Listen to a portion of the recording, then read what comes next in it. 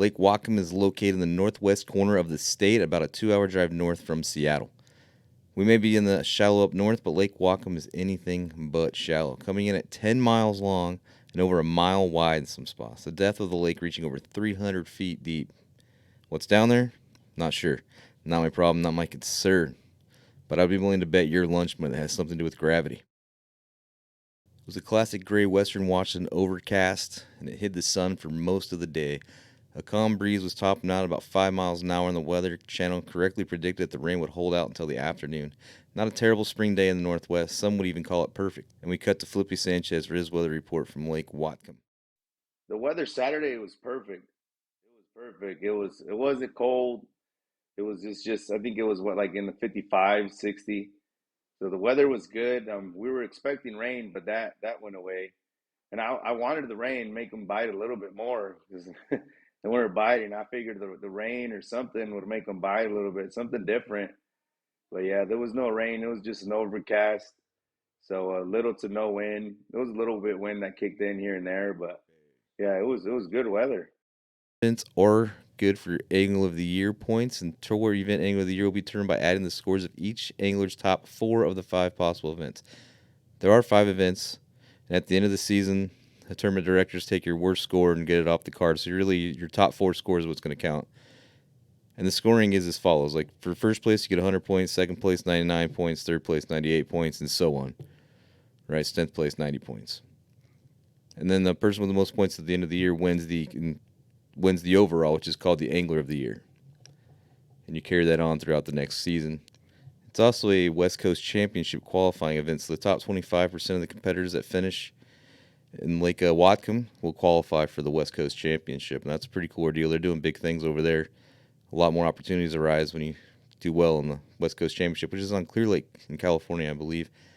I've done a video about the coalition of kayak leagues that are involved in it.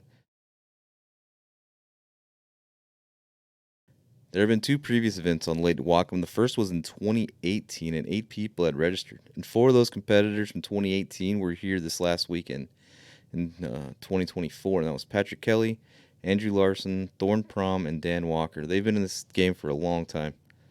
Definitely pros of the sport for sure, if there is such a thing, right? I mean, veterans for sure. They've been around for a long time. Half the crew still survived from 2018. Only 8 people too. That says something about the growth the sport's headed to. That says a lot about the direction the sport's heading to as far as growth goes. It's kind of crazy thing about 2023 season at Lake Whatcom was a blowout. There's a lot of fish caught that day, a lot of smallmouth, a few largies, and it was crazy. It was a crazy day back in last year's tournament. This tournament, I wouldn't say it was as hot, no. No. But we'll get to that as we go on here.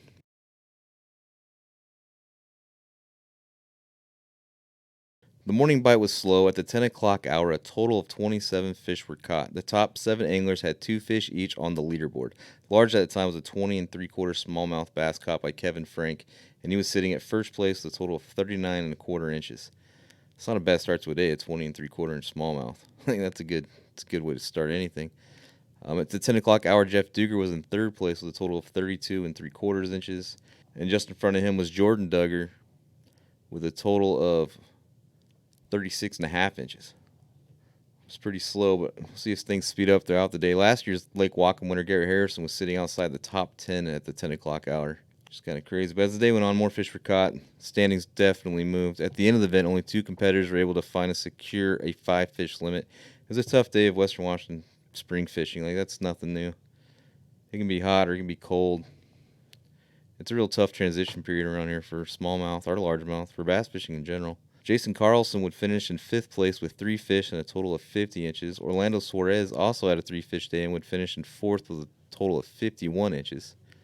Kevin Frank's 20 3/4 catch from the morning hours would hold the top spot for big bass and pay out over $500, and would be the kicker he needed to finish in 3rd place with a 3-fish day and a total of 58 3/4 inches. And a total payout for that for $329. That's not a bad day for fishing, especially on a tough day, man.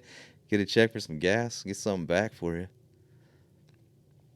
Last year's WKBF Tour Angler of the Year, Dan Walker, made some moves in leaderboard in the second half of the day, catching a 5-fish limit and catapulting him up to the leaderboard from 5th to 2nd. That's quite a jump there. with a total of 71 and a quarter inches. He would also take home $954. Wow. It's growing. Everything's growing. The payments are growing. The payouts are growing. The people are growing.